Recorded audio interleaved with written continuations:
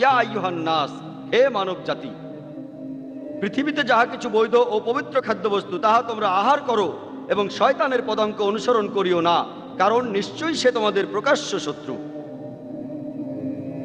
ইসলামে পৃথিবীর সর্বজনীন ভ্রাতৃত্ব বজায় রাখার জন্য রয়েছে একটি নৈতিক অনুশাসন, রয়েছে একটি নৈতিক নিয়ম।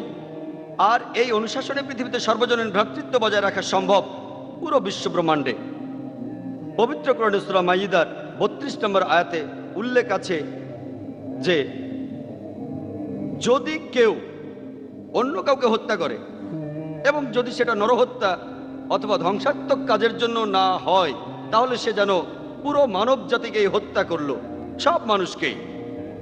আর যদি কোনো ব্যক্তি কারো জীবন বাঁচায়, তাহলে সে যেন পুরো মানব জাতিকেই বাঁচালো, সব